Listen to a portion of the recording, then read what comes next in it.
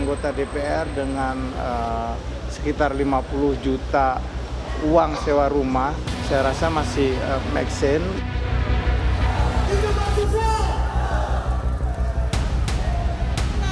Hari ini mereka digaji dengan tinggi, tapi kebijakan-kebijakan yang harusnya pro terhadap rakyat, dia tidak lakukan.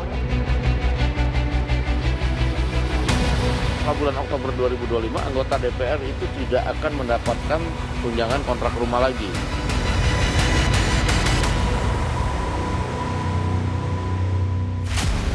Selain gaji pokok, anggota DPR mendapat berbagai fasilitas dan tunjangan.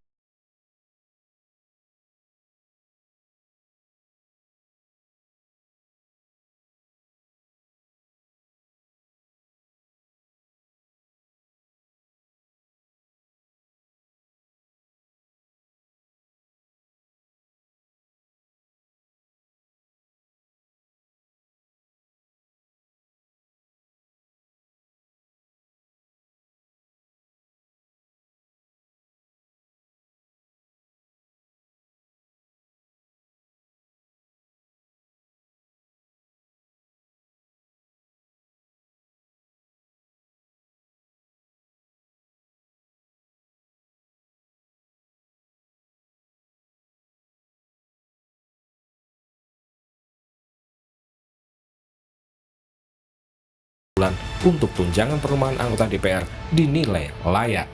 Jadi saya mungkin untuk pengganti rumah dinas yang tidak ada, anggota DPR dengan sekitar 50 juta uang sewa rumah, itu uang kos dengan harga 3 juta sebulan, saya rasa masih make sense dengan tugas-tugas kenegaraan mereka. Jadi perlu diketahui bahwa DPR ini tugasnya bukan hanya rapat-rapat saja, tetapi Nilai fantastis tunjangan yang diterima anggota DPR memicu aksi protes di beberapa kota. Di Jakarta, elemen masyarakat menggelar unjuk rasa 25 Agustus lalu. Mereka mengkritisi kinerja anggota dewan yang dianggap tak sebanding dengan fasilitas yang diterima. Hari ini mereka digaji dengan tinggi, tapi kebijakan-kebijakan yang harusnya pro terhadap rakyat, dia tidak lakukan. Namun mereka mempercepat RUU yang pro terhadap oligarki. Dewan Perwakilan Rakyat ini yang kerjanya kita lihat hanya joget-joget, yang kerjanya hanya tidur. Dia melakukan seenak-enaknya, melakukan kebijakan-kebijakan yang menurut kehendak partai atau berpro terhadap oligarki. Aksi serupa juga terjadi di Kota Medan, Sumatera Utara. Merespon polemik tunjangan rumah 50 juta rupiah per bulan, pimpinan DPR kembali angkat bicara. Wakil Ketua DPR, Sufmi Dasko Ahmad menyatakan, tunjangan rumah 50 juta rupiah per bulan hanya akan diberikan selama 1 tahun, dari Oktober 2024 hingga Oktober 2025 nanti. Uang tunjangan rumah 50 juta rupiah per bulan itu digunakan untuk menyewa atau mengontrak rumah selama 5 tahun. Anggota DPR itu mendapatkan tunjangan perumahan setiap bulannya 50 juta dari bulan Oktober 2024 sampai dengan bulan Oktober 2025, yang mana uang tersebut akan dipakai untuk kontrak rumah selama masa jabatan anggota DPR 5 tahun, yaitu selama 2024 dan sampai dengan 2029. Jadi setelah Oktober 2025, setelah bulan Oktober 2025, anggota DPR itu tidak akan mendapatkan tunjangan kontrak rumah lagi. Nah, jadi itu diangsur dari Oktober 2024 sampai Oktober 2025. Jadi setahun setiap bulannya 50 juta yang akan dipakai untuk biaya kontrak selama 5 tahun. Jadi nanti jikalau teman-teman melihat daftar tunjangan di bulan November 2025, itu yang 50 juta sudah nggak ada lagi, itu ya. Politisi Partai Golkar yang juga mantan anggota DPR, Ridwan Hisyam, meminta DPR tidak membohongi rakyat soal tunjangan rumah 50 juta rupiah per bulan.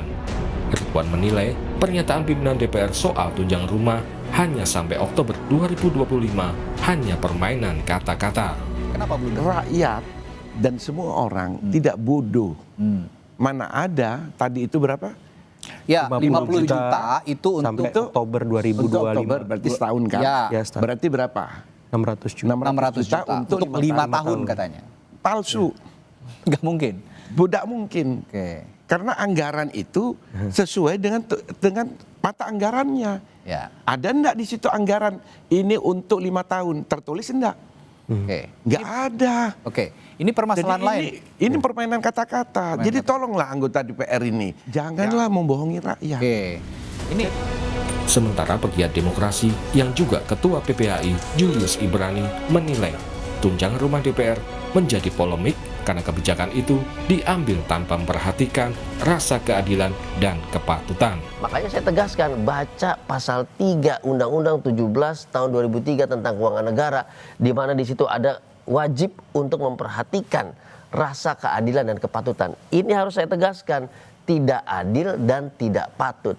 Tidak adilnya karena situasi seperti ini, tidak patutnya karena pembahasan yang tidak terbuka, publikasi yang tidak memadai, sehingga menciptakan apa? Menciptakan opini di publik, menciptakan asumsi bahwa mereka menerima kemewahan, kami menghadapi kesusahan. Kan begitu. Kepada anggota DPR, suara rakyat dititipkan. Sudah sepatutnya setiap kebijakan yang diambil di parlemen harusnya berpihak kepada rakyat dan bukan malah mencederai perasaan rakyat. Tim Liputan, Kompas TV.